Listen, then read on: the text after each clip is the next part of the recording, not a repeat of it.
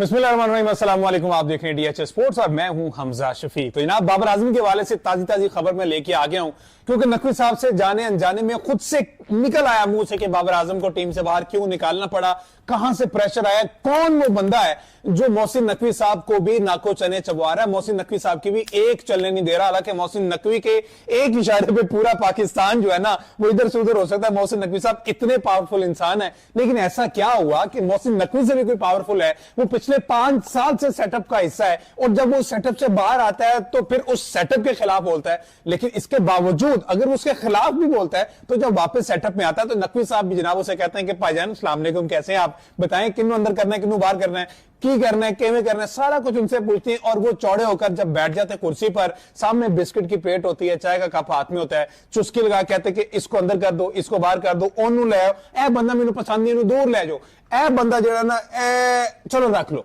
ये है। और वो कहते हैं कि ठीक है जनाब, आपका हुक्म सर आंखों पर हो जाएगा।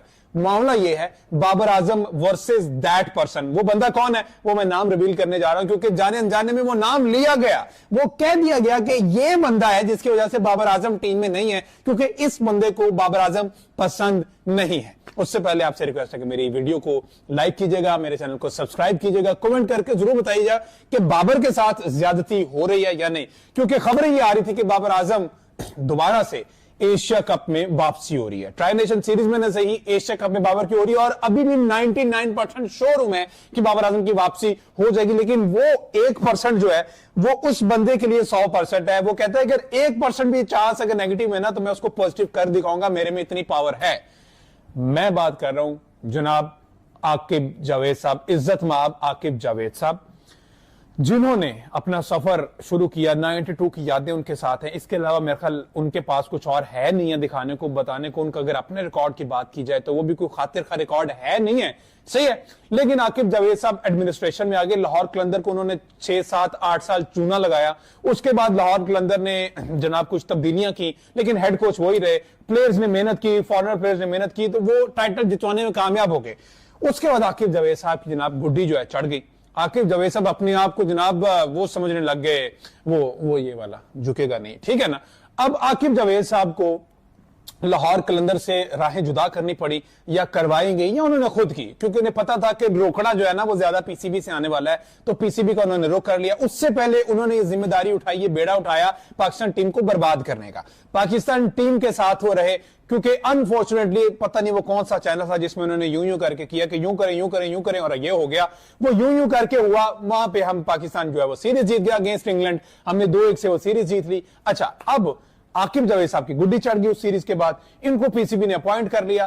पीसीबी ने जब अपॉइंट किया तो इसने एक दफा पीएसएल में कहा हुआ था कि बाबर आजम जो है वो जिस टीम में भी होगा, हमारी कोशिश होती है बाबर को आउट नहीं करना, आपने टीम खुद ही घोड़े लग जाएगी, ठीक है ना। बाबर को आउट नहीं करना, बाबर जब तक क्रीज पे खड़ा रहेगा वो टीम नहीं जीतेगी, चाहे आपको 100 गेंदों पे 10 रन ही क्यों ना बनाने हो, वो टीम को घोड़े लगवा देगा, ठीक है। ये उनकी थिंकिंग, ये उनके थॉट्स थे, ठीक है। अब यहां से ये शुरू हुई, बाबर आजम ने भी तब शायद बिहाइंड द कैमरा या कहीं किसी के थ्रू मैसेज भिजवा दिया होगा कि आकिब जावेद साहब आपने ये ज्यादती की है, ब्ला ब्ला। तब से अब तक इनकी टसल चल रही है, और आकिब जावेद साहब ने जितनी देर पीसीबी पाकिस्तान टीम के साथ रहे एज हेड कोच, इन्होंने बड़ी मुश्किल बर्दाश्त किया। उसके बाद जब बाहर हुए तो इनकी हत्तुल इम्कान कोशिश होती है कि बाबर आजम को ना रखा जाए। मोहसिन नकवी साहब ने कहा है कि जनाब आपने टीम पर तनकीद नहीं करनी, टीम मैं नहीं बनाता, ठीक है, टीम बनाते हैं सिलेक्टर्स, टीम सिलेक्टर्स बनाते हैं, ठीक है, वो उन्हीं का इख्तियार है, मैंने इख्तियार दे दिया हुआ है, मेरी मर्जी नहीं कि इसको अंदर ले आओ, इसको बाहर कर दो, मैं ऐसा कुछ नहीं कहता। लेकिन ये सारा का सारा मामला जो है वो टीम का होता है, टीम सिलेक्टर का होता है। अब उसमें कौन है, ऊपर कौन बैठा हुआ है, डायरेक्टर हाई परफॉर्मेंस कौन है, करता धरता कौन है, वो है जी आकिब जावेद साहब। आकिब जावेद साहब ने कहा है कि बाबर आजम टीम में नहीं होना चाहिए। माइक हैसन ने पूरा जोर लगा के देख लिया। माइक हैसन आपकी वीडियोस शुरू आपकी उससे बाबर से होती है, खत्म वहां पे होती है।